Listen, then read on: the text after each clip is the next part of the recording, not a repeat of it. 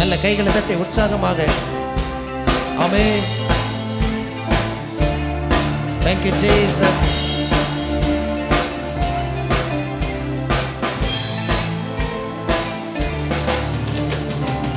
கர்த்தர் மேய்ப்பராய் இருக்கின்றார், நான் தாழ்ச்சி அடையே. கர்த்தர் மேய்ப்பராய் இருக்கின்றார், நான் தாழ்ச்சி அடையே. கைகளை உயர்த்தி எல்லாரும், என் மேய்ப்பரே, என் இயேசுவே, என் ராஜனே, என் தேவனே, என் மேய்ப்பரே, என் இயேசுவே, என் ராஜனே, என் தேவனே.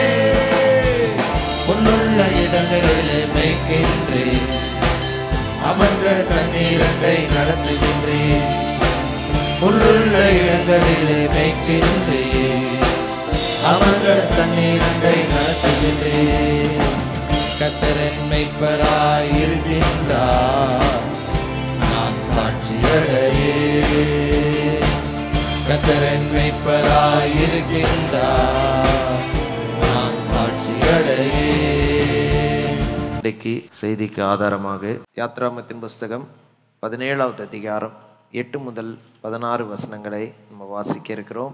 அமலேக்கியர் வந்து ரெவிதீமிலே இஸ்ரவேலரோடு யுத்தம் பண்ணினார்கள். அப்பொழுது மோசே யோசுவாவை நோக்கி, நீ நமக்காக மனிதரை தெரிந்து கொண்டு புறப்பட்டு அமலேக்கோடு யுத்தம் பண்ணு. நாளைக்கு நான் மலை உச்சியில் தேவனுடைய கோலை என் கையில் பிடித்து கொண்டு நிற்பேன் என்றான். யோசுவா தனக்கு மோசே சொன்னபடியே செய்து அமலேக்கோடு யுத்தம் பண்ணினான்.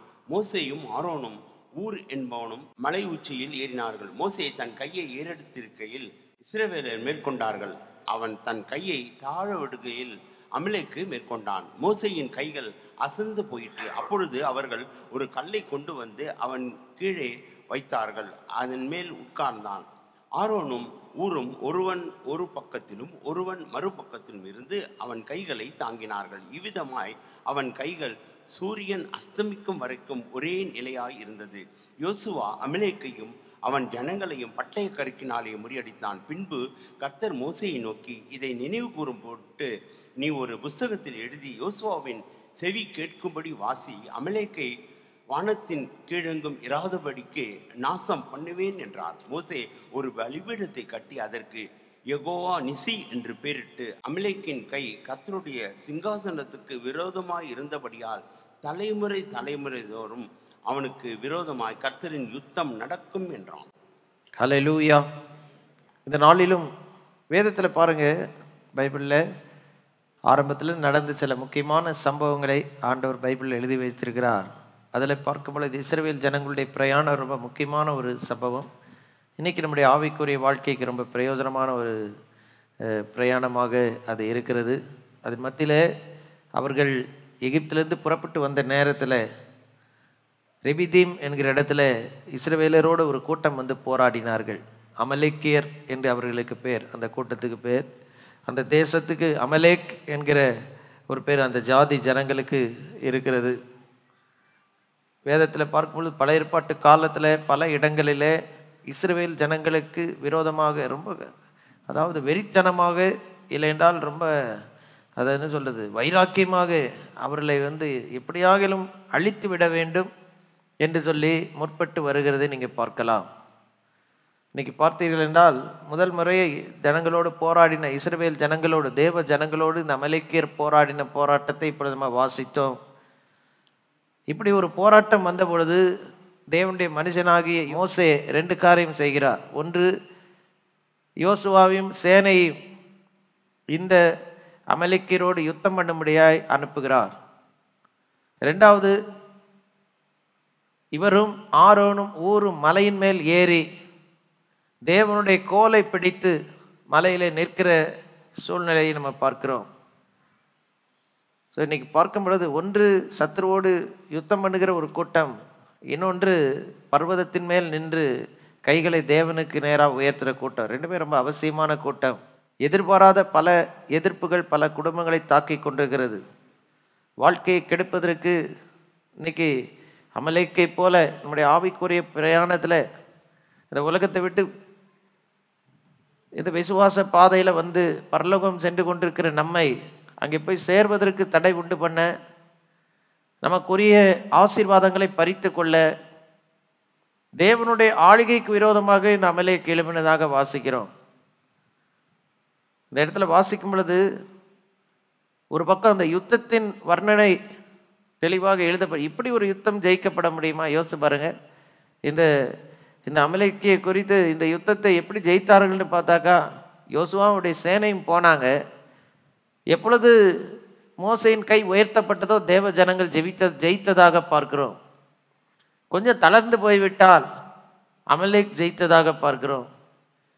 கடைசியில் என்ன தீர்மானம் பண்ணினார்கள்? மோசேயும் ஆரோனும் ஊரும் மோசேயின் கை யுத்தம் முடிகிற வரைக்கும் தளராமல் தூக்கி வைத்திருக்கணும் அப்படின்னு. என்னைக்கு ஜெபம் குறையுதோ அமலேக்கு ஜெயிக்க ஆரம்பித்திடுவோம். இன்னைக்கு நல்லா புரிந்து கொள்ளுங்க. உங்களையும் அவன் வஞ்சிக்க இடம் கொடுக்காதீங்க. இன்னைக்கு இந்த அமலேக்கை பற்றி இந்த இடத்துல எழுதியிருந்தாலும் இதில் ஒரு ஆவிக்குரிய கண்ணோட்டம் இருக்கிறது. ஏன்னு கேட்டிங்கன்னா, இந்த ஒரு யுத்தம் பண்ணினதுனாலே, இந்த ஒரு யுத்தம் தேவ ஜனங்களுக்கு விரோதமாக எத்தனையோ பேர் வந்து யுத்தம் பண்ணினார்கள். அமோரியர் யுத்தம் பண்ணினார்கள். சீகோன், அமோரியரின் ராஜாவாகிய சீகோன், பாசானின் ராஜாவாகிய ஓகு, இவங்கெல்லாம் யுத்தம் பண்ணினார்கள். மோவாபியர், அம்மோனியர்லாம் யுத்தம் பண்ணினார்கள்.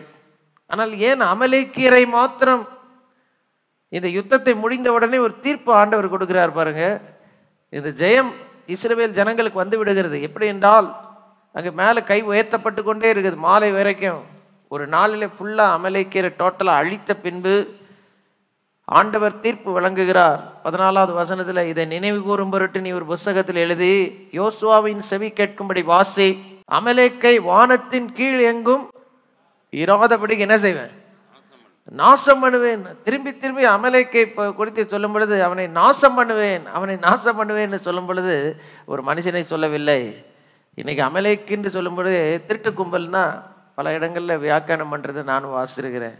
ஒரே ஒரு திருடன் தான் இன்னைக்கு உலகத்தில் செயல்பட்டு கொண்டிருக்கிறான். அதான் பொல்லாத பிசாசானவன். அவனை தான் ஒரு நாள் உலகத்தில் இராதபடிக்கு ஆண்டவர் என்ன செய்ய போகிறார்? நாசம் பண்ண போகிறார்.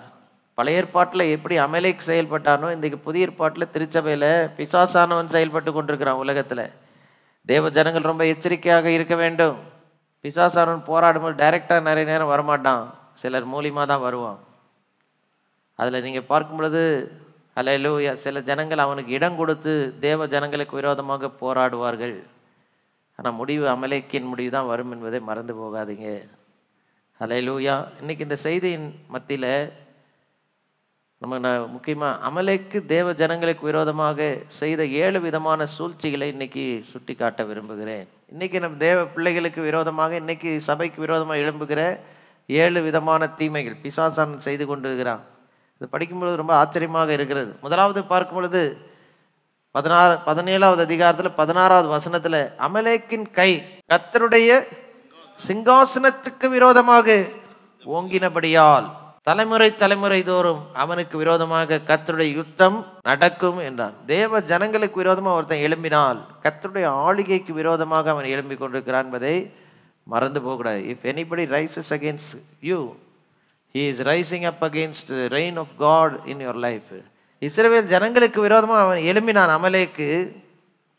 ஆனால் நீங்கள் பார்க்கும் பொழுது ஆண்டவர் தெளிவாக சொல்றாரு, கர்த்தருடைய சிங்காசனத்துக்கு. ஏன்னா இந்த சபை, இந்த ஊழியத்துக்கு விரோதமாக என்னைக்குமே போராட்டம் இருக்கிறது. ஆனால் நம்ம நினைக்கிற நமக்கு விரோதமாக அவன் போராடுறான்னு. உங்களுக்கு விரோதமாக இல்லைங்க, இங்கே ஆளுகை செய்கிற அவருக்கு விரோதமாக. முதலாவது அமலேக்கியர் செய்த ஒரு காரியம், தேவனுடைய சிங்காசனத்துக்கு விரோதமாக, கர்த்தருடைய ஆளுகைக்கு விரோதமாக, கர்த்தருடைய ஆளுகையில் இருக்கிறவர்களுக்கு விரோதமாக. ரெண்டாவது பார்க்கும் பொழுது ஒரு இடத்துல அழகாக சொல்லப்பட்டிருக்கிறது. 1 சாமுவேல் 15வது அதிகாரத்தில் சவுலை கூப்பிட்டு ஆண்டவர் சொல்லுகிறார், இந்த அமலேக்கியரை முற்றிலுமாய் நீ முறியடிக்க வேண்டும். என்ன காரணம் என்று பார்த்தீர்கள் என்றால் அங்கே இப்படியாக சொல்லப்பட்டிருக்கிறது. 1-2 வசனங்களை வாசிங்க. பின்பு சாமுவேல் சவுலை நோக்கி, இஸ்ரவேலராகிய தம்முடைய ஜனங்கள் மேல் உம்மை ராஜாவாக அபிஷேகம் பண்ணுகிறதற்கு கர்த்தர் என்னை அனுப்பினாரே. இப்பொழுதும் கர்த்தருடைய வார்த்தைகளின் சத்தத்தை கேளும். சேனைகளின் கர்த்தர் சொல்கிறது என்னவென்றால், இஸ்ரவேலர் எகிப்திலிருந்து வந்தபோது அமலேக்கு அவர்களுக்கு வழிமறித்த செய்கையை மனதிலே வைத்திருக்கிறேன். அமலேக்கர் என்ன செய்தாரு? வழிமறிச்சான். I remember that which Amalek did to Israel, how he laid wait for him in the, இவன் வருவர்களே அவன் காத்துக்கிட்டு இருந்தானா. ரெண்டாவது, தேவ ஜனங்கள் வரும்பொழுது அவர்களை இடரல பண்ண கண்ணி வைத்து காத்து கொண்டிருந்தான். இன்னைக்கு வழிமறிக்கிற நீங்கள் நிம்மதியாக போய்கிட்டு இருக்கிறீங்க கிறிஸ்தவ வாழ்க்கையில், உங்கள் குடும்பம் நிம்மதியாக போய்கிட்டு இருக்கு. ஒரு பிரச்சனை வழிமறிக்கிறது, டைரெக்டாக வரமாட்டான், யாராவது மூலிமா வந்து தேவனோடு இருக்கிற உறவில் மாத்திரம் இல்லை, நீங்கள் போகிற ஆவிக்குரிய பிரயாணத்தில் உங்களை விழ வைத்து உங்களை காயப்படுத்தி இந்த ஆவிக்குரிய வாழ்க்கை விட்டு நீக்கி விடுவதற்கு எடுக்கிற முயற்சி நிறைய பார்க்கிறோம். தேவனுடைய சிங்காசனத்துக்கு விரோதமாக எழும்பினவன், ரெண்டாவது வழிமறித்தவன், மூன்றாவது இந்த அமலேக்கை குறித்து இதே சம்பவத்துக்கு 3 கண்ணோட்டங்களை கொடுக்கிறார். இஸ்ரவேல் ஜனங்களுக்கு விரோதமாய் அவன் செய்த யுத்தத்துக்கு 3 விதமான விளக்கங்களை, 3 விதமான வர்ணனையை தேவன் சொல்றார் பாரு 3 இடத்துல. உபாகமத்தின் புஸ்தகம் 25வது அதிகாரத்தில் 17-18 வசனங்கள். எகிப்திலிருந்து நீ புறப்பட்டு வருகிற வழியிலே, அமலேக்கு எப்பயுமே பார்த்தீங்கன்னா அந்த வழியில தான் வருவான், இந்த வழியில இருக்கிறவளை தான் தாக்குவான், கானானை நோக்கி போகிறவர்களை தான் தாக்குவான். இது ஒன்றும் விகற்பமான காரியம் அல்ல. இன்னைக்கு இந்த அமலேக்கு பிசாசுக்கு ஒப்பிட்டு சொல்லப்படுகிற ஒருத்தனாக தான் நம்ம எடுத்துக்கொள்ள வேண்டும். ஏன்னா அமலேக்கு விரோதமாக எப்படி ஆண்டவர் கொடி ஏற்றினாரோ, சத்துரு வெள்ளம் போல் வரும் பொழுது அவனுக்கு விரோதமாக என் ஆவியானவர் அவர் கொடி ஏற்றுவார். உங்களுக்காக எனக்காக கொடி ஏற்றுகிற ஒரு தேவன் இருக்கிறார். ஆனால் ஜெபித்து தான் மேற்கொள்ள வேண்டும். ஹல்லேலூயா. அந்த முதல் யுத்தத்தில் எப்படி ஜெயித்தார்கள்? ஜெபம் பண்ணி ஜெயித்தார்கள். அந்த முதல் யுத்தத்தை 3 விதமாக விளக்குகிறார். அமலேக் செய்கிற முதல் 3 காரியங்கள், தேவனுடைய சிங்காசனத்துக்கு விரோதமாக எழும்புகிறான், தேவனுடைய ஆளுகைக்கு விரோதம். எங்கே தேவனுடைய ஆளுகை இருக்கோ அங்கே தான் அவன் தன்னுடைய சேஷ்டை உள்ளே கொண்டு வந்து கர்த்தருடைய ஆளுகையிலிருந்து நம்மை பிரித்து விட முயலுவான். இந்த அமலேக்கர் யாரை பிடிப்பான்னு தெரியுமா? இங்கே நீங்கள் எடுத்து வாசிக்கும் பொழுது, எகிப்திலிருந்து புறப்பட்டு வருகிற வழியிலே அமலேக்கு தேவனுக்கு பயப்படாமல் உனக்கு எதிராக வந்து யாரை பிடித்தான்? நீ இளைத்து விடாய்த்திருக்கையில் பின் வருகிற உன் பாளையத்தில் உள்ள பலவீனர். இன்னைக்கு அமலேக்கர் செய்கிற 3வது முக்கியமான காரணம், யார் ரொம்ப வீக்கா இருக்கிறாங்களோ பலவீனரை எல்லாம் வெட்டினான். இன்னைக்கு ஆண்டவருக்குள் பலனாய் இருக்கிறவர்கள், ஊக்கமா ஜெபிக்கிறவர்கள், கர்த்தருக்குள் அவருடைய பலத்த சத்துவத்துக்குள் பலப்படுகிறவர்களே தொடமாட்டான். கொஞ்சம் பலவீனமா இப்படியும் அப்படியும் இருக்கிறாங்க பாருங்க. வேத வாசிப்பில், ஜெபத்தில், இன்னும் தேவனோடு இருக்கிற உறவில், அதில் பாருங்க, உன் பாளையத்தில் பின் வருகிற, உன் பாளையத்தில் எங்கே வருகிற? பாளையத்தில் நடுவில் இருக்கிறவனே பிடிக்க மாட்டான். உன் பாளையத்துக்கு பின்புறத்தில் இருக்கிற பலவீனரை எல்லாம் வெட்டினான் என்று சொல்லும். இந்த அமலேக் செய்த அடுத்த மிக முக்கியமான சூழ்ச்சி, தொடர்ந்து நீங்கள் படிக்கும்போது சரித்திரத்தில் நியாயாதிபதியின் புஸ்தகம் 3வது அதிகாரம் 12-13 வசனங்களை வாசிக்கும் பொழுது அங்கே இப்படியாக சொல்லப்பட்டிருக்கு. எடுத்து இஸ்ரவேல் புத்திரர் மறுபடியும் கர்த்தரின் பார்வைக்கு பொல்லாப்பானதை செய்தார்கள். அவர்கள் கர்த்தரின் பார்வைக்கு பொல்லாப்பானதை செய்தபடியால் கர்த்தர் எக்லோன் என்னும் மோவாபின் ராஜாவை இஸ்ரவேலுக்கு விரோதமாய் பழக்க பண்ணினார். அவன் அம்மோன் புத்திரரையும் அமலேக்கியரையும் கூட்டிக் கொண்டு வந்து இஸ்ரவேலை முறியடித்தான். பேரிச்ச மரங்களின் பட்டணத்தையும் பிடித்தான். பட்டணத்தை, தேவ ஜனங்களுடைய பட்டணத்தை பிடித்தான். எப்ப பிடித்தான்? தேவ ஜனங்கள் தேவனுக்கு விரோதமாய் பொல்லாப்பு செய்தார். அது வரைக்கும் வந்து அவங்க பட்டணத்தை பிடிக்க முடியல. நல்லா புரிந்து கொள்ளுங்க. தேவனுக்கு பிரியமில்லாத விதத்தில் நடக்கும் பொழுது உங்க சுதந்திரத்தையும் வந்து பிடிச்சிருவான். இன்னைக்கு அநேக குடும்பங்களுக்கு பிரச்சனை இருக்கு. வெளியே பார்க்கும்போது ரொம்ப நிம்மதியாக இருக்கிறது போல தான் தெரியுது, இவங்களுக்கு ஏதோ இந்த பிரச்சனை இருக்கு. ஆனால் வீட்டில் அமலேக் பட்டணத்தை பிடித்திருக்கிறான், துரத்தப்பட வேண்டும். இங்கேயும் பாருங்க எப்படி விடுதலை வந்தது என்று சொல்லி பார்த்தீர்கள் என்றால், பட்டணத்தை அமலேக்கு வந்து பிடித்த பிறகு தேவ ஜனங்கள் என்ன செய்தார்கள்? இந்த நியாயாதிபதிகள் Judges 3:15 எடுத்து வாசிக்கும். 3:15 வாசித்தால், கர்த்தரை நோக்கி கர்த்தர் அவர்களுக்கு பென்யமீன் ஒருத்தரை எழுப்புகிறார், மகன் ஏகூத் என்னும் இரட்சகரை எழுப்பினார். அமலேக்குடைய தந்திரமே எத்தனை முறை கற்றாலும் மனம் திரும்பாமல் ஏற்றுக்கொள்ளாமல் இருக்கிறான். அவன் தான் பலவீனப்பட்டவன். அவனுடைய வீட்டுக்குள் புகுந்து அவனை வசப்படுத்தி கொள்ளுகிறதாங்க அமலேக்குடைய சூழ்ச்சியே. இன்னைக்கு நல்லா புரிந்து கொள்ளுங்க. வாழ்க்கையை கர்த்தரிடத்தில் ஒப்பு கொடுங்க. கர்த்தருக்குள் பலப்பட்டு தினந்தோறும் வசனம் வாசிக்கிறது, ஜெபிக்கிறது, தேவனுடைய சித்தத்தின் நடுவில் இருக்கிறது. இதிலெல்லாம் கவனக்குறைவாக இருந்தால் அமலேக்குள்ளே புகுந்துருவான். அடுத்து பார்க்கும் பொழுது அமலேக் செய்த அடுத்த காரியம் என்னன்னு பார்த்தீங்கன்னாக்கா 1 சாமுவேல் 30வது அதிகாரத்தில் 1-2 வசனங்களை வாசித்தால் வாசிங்க. தாவீதும் அவன் மனுஷரும் 3ஆம் நாளிலே சிக்லாகுக்கு வந்து சேருகிறதுக்குள்ளே அமலேக்கியர் தென்புறத்து சீமையின் மேலும் சிக்லாக்கின் மேலும் விழுந்து சிக்லாகை கொள்ளையடித்து அக்கினியால் சுட்டு. அமலேக்கியர் எப்ப வந்தார்கள்னா குடும்ப தலைவன் வீட்டில் இல்லாத நேரம் வந்தார் அமலேக்கியர். தாவீது இல்லாத நேரம் அமலேக்கியர் உள்ள புகுந்து என்னதெல்லாம் தூக்கிட்டு போயிட்டார். அதிலிருந்த ஸ்திரீகள், பெரியவர்களையும் ஒருவரையும் கொண்டு போடாம அவர்களை பிடித்து கொண்டு தங்கள் வழியிலே. இன்னைக்கு குடும்ப தலைவர்கள் ரொம்ப கவனமா இருக்கிறோம். அன்பான தேவனுடைய பிள்ளைகளே, நம்முடைய குடும்பத்துக்கு நாம் தான் பாதுகாவல். மனைவி பிள்ளைகளோடு எப்பொழுதும் ஒப்புரவாகி சமாதானமாக டெய்லி நாளை முடிப்பதற்கு முயற்சி செய்யுங்க. என்னைக்கு கசப்புக்கு இடம் விடுறீங்களோ அமலேக்கு எப்போனா உள்ளே போகிடுவாங்க. உங்கள் மனைவி பிள்ளைகளை தூக்கிட்டு போயிடுவான். அமலேக்குடைய இது என்ன தெரியுமா? குடும்ப உறவை கெடுத்து விட்டான். இன்னைக்கு நிறைய குடும்பங்கள் கடத்தப்பட்டு விட்டது, அமலேக்கின் கையில் மாட்டிக்கிட்டு இருக்கு. ஒருவேளை இந்த இடத்துக்குள்ளே இன்னைக்கு ஒரு பிரச்சனையை சந்தித்து விட்டு இந்த இடத்துல வந்து உட்கார்ந்துருந்தீங்கன்னா கர்த்தர் உங்களோடு இன்னைக்கு பேசி கொண்டிருக்கிறார். அது வேற ஒன்றும் இல்லைப்பா, அது காலாகாலமாக செயல்படுகிற அமலேக்கின் ஆவி. ஒரு நாள் வரப்போது அவன் பூமியிலே இராதபடிக்கு அவனை நாசம் பண்ண போகிறேன் என்று கர்த்தர் சொல்லுகிறார். எத்தனை பேர் விசுவாசிக்கிறீங்க? இன்னைக்கு சகோதரிகளுக்கும் சொல்கிறேன், உங்கள் கணவரை தூக்கிட்டு போயிடுவான். அதான் அவனுடைய சொல்ச்சி. நல்லா வந்துக்கிட்டு இருப்பார் சர்ச்சுக்கு, திடீர்னு படுத்துடுறாரு. என்ன அது வேற ஒன்றும் இல்லை, அமலேக்கு தூக்கிட்டு போயிட்டான். நீங்கள் கவனிக்காத நேரத்தில் தாவீது வீட்டில் சிக்கலாக காக்கிறதுக்கு ஒரு 4 பேரை போட்டு வச்சு இருந்துட்டு போயிருந்தா ஒருவேளை காக்கப்பட்டிருக்கலாமே. யுத்த வீரர்களாம் கிளம்பி போயிட்டாங்க. இஸ்ரவேல் ஜனங்களுக்கு விரோதமாக பிலிஸ்தியர் யுத்தம் பண்ண போகும்போது தாவீதும் கூட போயிட்டார். கூட சேனை முழுக்க தூக்கிட்டு போயிட்டார். அவருக்கு என்ன நம்ம ஊரை எவன் வந்து பிடிக்க போகிறான் அப்படின்னு நினச்சிட்டு போனாரோ என்னமோ தெரியல.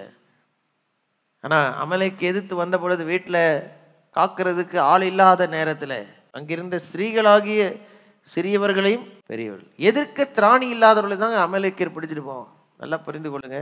இன்னைக்கு நம்ம ஃபேமிலி ரிலேஷன்ஷிப்பை கெடுக்கிற அசுத்தாவி தான் அமலேக்கின் ஆவி.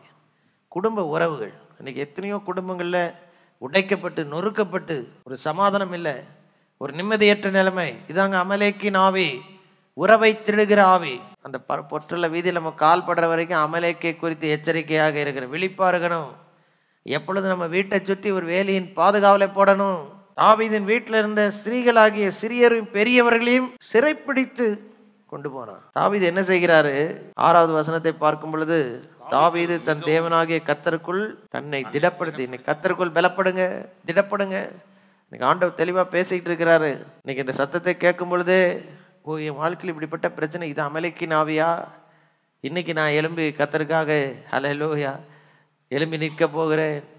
என்னெல்லாம் திருடப்பட்டதோ அதை திரும்பி வீட்டுக்குள்ளே வந்துடணும். எத்தனை பேர் விசுவாசிக்கிறீங்க? சாதாரண ஒரு ஜெபத்தில் வரல. ஒவ்வொரு முறையும் நம்ம ஜெபிக்கும்போது கர்த்தர் சில காரியங்களை கற்றுக் கொடுக்குறார். இந்த அமலேக்கு திருடினது எல்லாம் ஹல்லேலூயா தாவீது திரும்பி கொண்டு வந்த பொழுது திருடி போனது மாத்திரமில்லை, அவன் இருக்கிற எல்லா கொள்ளையும் தூக்கிட்டு வந்துட்டார். அதனால தான் எல்லாருக்கும் வெகுமதி கொடுத்து விடுறார். தேவ ஜனங்கள் இழந்து போனதை மாத்திரமல்ல, இன்னும் அதிகமானதை மீட்க வேண்டும். ஹல்லேலூயா ஹல்லேலூயா. இன்னைக்கு ஆண்டவர் நிச்சயமாக நம்ம ஜெபிக்கும் பொழுது எதெல்லாம் உங்களை விட்டு திருடப்பட்டதோ அது திரும்பி வருகிறது மாத்திரமில்லை, இன்னும் அநேக வெகுமதியில் கர்த்தர் கொண்டு வர போகிறார். மனம் திரும்புங்க. ஆனால் முதல்ல கர்த்தருக்கு இடம் கொடுங்க, தேவ சித்தத்துக்கு இடம் கொடுங்க. பெருமை பாராட்டாதீங்க. வெளியே மனம் திரும்பினது போல காட்டி உள்ள ஒரு உள்நோக்கத்தோடு இருந்தால் கர்த்தர் உதவி செய்ய முடியாது. இன்னைக்கு கர்த்தர் உங்களோட பேசி கொண்டிருக்கிறார், உங்களுக்காக வேதனைப்பட்டு கொண்டிருக்கிறார். அந்த திரு ரத்தம், ஒரு சொட்டு ரத்தம் உங்களுக்காக சிந்தப்பட்டிருக்கு. மறந்து போகாதீங்க. துணிகரமாக நடக்க முடியாது. எவ்வளோ முறை கேட்டாலும் மனம் திரும்பாம இன்னும் போய்கிட்டே இருந்தால் ஒரு நாள் கணக்கு கொடுக்கணும். அமலேக்கின் ஆவி இன்னைக்கும் செயல்பட்டு கொண்டிருக்கிறது. ஹல்லேலூயா. 6வதாக நீங்க பார்க்கும் பொழுது ஹல்லேலூயா 2 சாமுவேல் 1வது அதிகாரம் 13-14 வசனத்துல தாவீது அதை தனக்கு பார்த்து, நீ எவ்விடத்தான் என்று கேட்டதற்கு, நான் அந்நிய ஜாதியான மகன், நான் அமலேக்கியன் என்றான். நான் யாரு?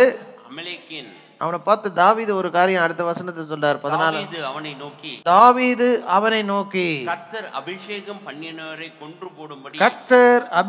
பண்ணினவரை கொன்று போடும்படி நீ உன் கையை நீட்ட பயப்படாமல். இன்னைக்கு அமெரிக்க செய்கிற முறைகேடுகள்ல கொஞ்சம் கொஞ்சமா உச்சக்கட்டத்தை நோக்கி போய் கொண்டிருக்கிறோம். கர்த்தரால் அபிஷேகம் பண்ணப்பட்ட தேவ ஊழியர்களுக்கு விரோதமா அமலேக்கு கையை நீட்டினான். சவுல் யாரு? தேசத்தின் ராஜா. இந்த தேசத்தின் ராஜா ஆண்டவருடைய சித்தத்துக்கு விரோதமாக போய் பெலிஸ்தருடைய யுத்தத்தில் அன்னைக்கு அவருக்கு வந்த நியாய தீர்ப்பின் மத்தியில் அவர் தன்னையே வாளினால் குத்தி மரிக்கும் தருவாயில் இருக்கும் பொழுது அப்படியே ஆயுததாரியை பார்த்து கொன்று போடு என்று சொல்லுகிறார். அவன் முடியாதுன்னு பயந்துட்டு நான் தொடமாட்டேன்ட்டான். பயம் இல்லை, ராஜாவாக இருந்தாலும் இன்னைக்கு செய்யக்கூடாதுன்னு. ஆனால் ஒரு அமலேக்கியன் வந்தான் அந்த வழியை. நீ யாருன்னு கேட்டான். நான் அமலேக்கியன் என்று சொன்ன உடனே நீயே உன் கத்தினால் என்னை குத்தி போடு, அவன் பிழைக்க மாட்டான் என்று நான் நிச்சயத்தினால நானே அவனை குத்திட்டேன்னு தாவீது வந்து அறிக்கை பண்ணுறான். அது யார் சொல்றது? அமலேக்கியன். கர்த்தரால் அபிஷேகம் பண்ணப்பட்டவர்களை, கர்த்தருடைய ஊழியத்தில் இருக்கிறவர்களை எல்லாரும் இல்லை, அதுலேயும் தேவ சித்தத்தை விட்டு புறம்பாய் போய் இன்னைக்கு நிறைய ஊழியர்கள் விழுந்து கிடக்கிறதை பார்க்கிறோம். ரொம்ப கவனமாக இருக்கணும். ஆண்டவருக்கு பின் செல்லுகிறவர்கள், தேவ அபிஷேகம் பெற்றவர்கள். இன்னைக்கு புதிய ஏற்பாட்டில் அபிஷேகம் பெற்றவர்கள் நீங்களும் நானும் தான். அபிஷேகம் பண்ணப்பட்டவர்களை மேலே கை வைத்து அவர்களுடைய அபிஷேக நிலைமையிலேருந்து அவர்களை வீழ்ச்சியடை செய்து ஊழியத்தை விட்டு தேவனோடு இருக்கிற உறவை விட்டு அவர்களை அழித்து போடும்படியாக அமலேக் செயல்பட்டான். தேவனுடைய ஆளுகைக்கு விரோதமாய் செயல்படுகிற அமலேக்கின் ஆவிகள் தேசத்திலிருந்து அழிக்கப்படணும். இன்னைக்கு பல குழப்பங்களை கொண்டு வருது. சிங்காசனத்துக்கு விரோதமாக, தேவனுடைய சிங்காசனத்துக்கு அமலேக்கின் ஆவி அது கட்டப்பட்டு வெளியேற்றப்படணும். பலவீனமாக இருக்கிற தேவ பிள்ளைகளை வசப்படுத்துகிற அமலேக்கின் ஆவி கட்டப்பட ஜெபிக்க போகிறோம். இங்கே பாருங்க, கடைசியாக வரும்போது அபிஷேகம் பண்ணப்பட்ட தேவ ஊழியனை வீழ்ச்சியடை செய்தான் அமலேக். அல்லேலூயா. கடைசியாக பார்க்கும்போது அமலேக் செய்த ஒரு 7வது முக்கியமான காரியம். இந்த அமலேக் என்கிற வார்த்தை கடைசி முறையாக பைபிளில் டைரக்டாக அமலேக் என்கிற வார்த்தை, ஏன்னா யூஸ்வலாக இந்த சவுலின் மரணத்தை பற்றி சொல்லும் பொழுது சவுலை ஆண்டவர் அபிஷேகித்து கொஞ்ச நாட்களுக்கு முன்பு அமலேக்கியருடைய அந்த தேசத்துக்கு விரோதமாய் போய் அவங்கள முழுமையாய் அழித்து போட வேண்டும் என்று ஆண்டவர் கட்டளை கொடுத்தார். ஆனால் சவுல் போய் அதை முற்றிலுமாய் நிறைவேற்றவில்லை. ஏன்னு கேட்டிங்கனாக்கா, அந்த அமலேக்குடைய தேசத்தில் எல்லாத்தையும் அழிச்சிட்டு இருக்கிறதுல ஆடு மாடுகளில் சிறந்தவையை காப்பாற்றி 2வது ஆகாக் என்கிற அமலேக்கின் ராஜாவையும் பிடித்து கொண்டு வந்து விட்டான். இன்னும் வேற யாரையெல்லாம் வந்து அமலேக்கியரை அழிக்காமல் விட்டானோ தெரியல. இங்கிலீஷில் அழகாக சொல்லுவாங்க, Saul spared and Amalekite and finally and Amalekite killed him அப்படின்னு சொல்லுவாங்க. ஒரு அமலேக்கியனை உயிர் தப்ப விட்டான் சவுல். கடைசியில் ஒரு அமலேக்கியனால் சவுல் கொல்லப்பட்டான். எவ்வளோ ஒரு பரிதாபமான ஒரு காரியம் பாருங்க. அமலேக்கின் சேஷ்டைகளுக்கு வீட்டில் இடம் கொடுக்காதீங்க. அமலேக்கியர் உங்கள் வாழ்க்கையை பிடித்து கொண்டு போவதற்கு இடம் கொடுக்காதீங்க. நிறைய பேர் அறியாமையில் உட்கார்ந்துட்டு இருக்கிறோம். இன்றைக்கும் அமலேக்கியர் செயல்படுகிறதை புரிந்து கொள்ள முடியாமல் இன்னைக்கு அவனுக்கு இடம் கொடுத்து வழிமறிப்பு அடைக்கப்பட்டு விழுந்து கிடக்கிற தேவ பிள்ளைகள் இன்னைக்கு மனம் திரும்பி ஆண்டோடு ஒப்பு கொடுங்க. இன்றைக்கும் அந்த அமலேக்கின் ஆவி செயல்பட்டு கொண்டிருக்கிற அபிஷேகம் பண்ணப்பட்டவர்களை வீழ்ச்சி அடைய செய்ய 83வது அதிகாரத்தில் நீங்கள் எடுத்து வாசிக்கும் பொழுது 12வது வசனத்தில் ஒரு காரியம் சொல்லப்பட்டிருக்கு. தேவனுடைய வாசஸ்தலங்களை எங்களுக்கு, தேவனுடைய பிள்ளைகளுடைய வீட்டை மாத்திரமல்ல, தேவனுடைய பிள்ளைகள் கூடுகிற வாசஸ்தலம் தேவ சபை. இன்னைக்கு திருச்சபைக்கு விரோதமாக குழப்பங்களை கொண்டு வருகிற அமலேக்கியரின் ஆவிகள். இந்த அதிகாரத்தில் பிகினிங்லேருந்து நீங்கள் எடுத்து பார்க்கும் பொழுது, தேவனை மௌனமாக இராதையும், பேசாமல் இராதையும், சும்மா இராதையும், இதோ உம்முடைய சத்துருக்கள் கொந்தளித்து உம்முடைய பகைஞர் தலையெடுக்கிறார்கள், உம்முடைய ஜனத்துக்கு விரோதமாக உபாய தந்திரங்களை, ஊழியங்களுக்கு விரோதமாக, சபைக்கு விரோதமாக, தேவ பிள்ளைகளுடைய ஐக்கியத்துக்கு விரோதமாக எடுக்கப்படுகிற எந்த முயற்சியாக இருந்தாலும் அது வேற ஒன்றும் இல்லை, அது அமலேக்கின் ஆவி. இயேசுவின் இரத்தத்தினால வாங்கப்பட்டு அவருடைய திருச்சபை இந்த ஊழியத்துக்கு விரோதமாக, இந்த மந்தைக்கு விரோதமாக செயல்படுகிற எந்த மனுஷனாக இருந்தால், அசுத்தாவியாக இருந்தாலும், தேவ பிள்ளைகள் ஜனங்கள் ஜெபிக்கும் பொழுது அமலேக்கை மடங்கடித்த அதே தேவன் நம்மோடு கூட இருக்கிறார். நம்முடைய கை தேவனுக்கு நேராக உயர்த்தப்படணும். யாருக்கு நம்ம எதிர் கிடையாது. ஆனால் சபை ஐக்கியத்துக்கும் சபையில் இருக்கிற ஜனங்களுக்கு விரோதமாய் செயல்படுகிற எல்லா ஓநாய்கள், குள்ள நரிகள் கட்டப்பட்டு வெளியேற்றப்பட்டு அகற்றப்பட்டு இன்றைக்கு கர்த்தர் ஒரு மாபெரும் விடுதலை சீக்கிரத்தில் தரப்போகிறார். இன்னைக்கு என்னைக்கும் இல்லாத அளவுக்கு கர்த்தருடைய வருகை மிக சமீபமாக இருக்கிறதை உணர்ந்து இந்த அமலேக்கின் ஆவி கடைசியா முயற்சி செய்கிறது தேவனுடைய வாசஸ்தலங்களுக்கே விரோதமாக. வேற எங்கேயும் இல்லை, ஆண்டுடைய வாசஸ்தலங்களையே எங்களுக்கு சுதந்திரமாக நாங்கள் கட்டிக்கொள்வோம் என்று கெர்ச்சித்து ஜனத்துக்கு விரோதமாக உபாய தந்திரங்களை யோசித்து உமது மறைவில் இருக்கிறவர்களுக்கு விரோதமாக என்ன செய்கிறார்கள்? நிறைய ஆலோசனை நடக்கு. சபைக்கு விரோதமாக, ஊழியங்களுக்கு விரோதமாக, தேவ பிள்ளைகளுக்கு விரோதமாக அநேக ஆலோசனைகள் இன்னைக்கு பிசாசானவன் செய்து எப்படியாகிலும் ஊழியங்களை நாசம் பண்ண, சபையை மூடுவதற்கு என்னென்னமோ முயற்சிகளை செய்து தான் கொண்டிருக்கிறார். ஹல்லேலூயா. இதை யாரெல்லாம் செய்கிறாங்கன்னு எடுத்து பார்த்தீங்கன்னாக்கா, ஏன் இதை இப்போ இந்த இந்த இந்த டாப்பிக்குள்ளே கொண்டு வருகிறேன் என்றால், இப்படி தேவ ஜனங்களுக்கு விரோதமாக, தேவனுடைய வாசஸ்தலத்துக்கு விரோதமாக யார் யாரெல்லாம் செயல்பட்டாங்கன்னு நீங்கள் எடுத்து பார்க்கும் பொழுது 5வது வசனத்திலிருந்து பார்த்தீங்கன்னா, இப்படி ஏதோமின் கூடாரத்தாரும், இஸ்லமேவரும், மோவாபியரும், ஆகாரியரும், கேபாலரும், அம்மோனியரும், அடுத்து ஒருத்தர் வந்துட்டார். எங்கே வந்து தேவ ஜனங்களுக்கு விரோதமாக ஒரு போராட்டம் வந்து அதுக்கு நடுவில் யார் இருக்கிறாரு? ஆமாம், அவர் ஆரம்பத்திலேருந்து முடிவு வரைக்கும் இப்படியே இருந்தார். ஒரு நாள் அவர் என்றும் இராதபடிக்கு நாசமாக போகிறார். ஹல்லேலூயா. இந்த திருட்டு கும்பலை பற்றி பைபிளில் ஆண்டவர் இயேசு கிறிஸ்து என்ன சொன்னார்? நீங்கள் யோவான் 10வது அதிகாரத்தில் 10வது வசனத்தில் வாசிக்கும் போது, திருடன் திருடவும் கொல்லவும் அழிக்கும் வருகிறானே ஒன்றி, நானோ அவர்கள் ஜீவன் பெறவும் அந்த ஜீவன் பரிபூர்ணப்படவும் வந்தேன் என்று சொல்லுகிறார். 11-12 வசனங்களை பார்த்தால், நானே நல்ல மேய்ப்பன் தன் ஆடுகளுக்காக தன் ஜீவனை கொடுக்கிறான். மேய்ப்பன் அல்லாதவனும் ஆடுகள் தனக்கு சொந்தம் இல்லாதவனுமாய் இருக்கிற கூலியான் ஒன்று வருது. என்ன வருது? ஓநாய். ஓநாய் வருகிறதை கண்டு கூலிக்காரன் ஓடி போகிறான். ஹல்லேலூயா என்று சொல்லுகிறார்.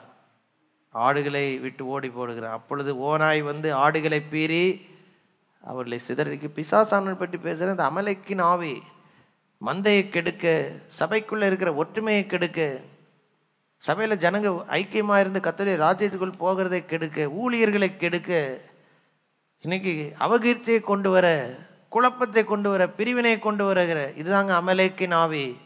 கட்டி ஜெபிக்க போகிறோம். எல்லாரும் எழுப்பி நின்று நம்ம ஜெபம் பண்ணுவோமா? சில அமலேக்கின் ஆவி உங்கள் ஆசீர்வாதத்தை திருடி கொண்டு போய்விட்டான். தேவ ஜனங்கள் கர்த்தரை நோக்கி கூப்பிட்டார், ஒரு ரட்சகனை எழுப்பினது போல. இன்னைக்கு கை உயர்த்தி, ஆண்டவரே எங்கள் குடும்ப ஆசீர்வாதத்துக்கு விரோதமாய் எல்லாரும் ஜெபம் பண்ண, நல்ல கை உயர்த்தி. எங்கள் வீட்டின் ஆசீர்வாதம், எங்கள் குடும்பங்களின் ஆசீர்வாதம், எங்கள் சுதந்திரத்தில் வந்து உட்கார நினைக்கிற அந்த அமலேக்கின் அசுத்தாவி இயேசுவின் நாமத்தில் முறியடிக்கப்படுவதாக. குடும்பங்களை பிரித்து கொண்டு போன அந்த அமலேக்கின் அசுத்தாவி இப்பொழுது எல்லாம் பிரிந்து போனதெல்லாம் வீடு திரும்பி ஓடி வரட்டும். இழந்து போனது ரெட்டிப்பாக திரும்பி வரட்டும் இயேசுவின் நாமத்தில். அநேக சாட்சிகள், எல்லா பிரிவினைகள் நீங்கி ஒப்புர வாக்குதல் உண்டாகட்டும்.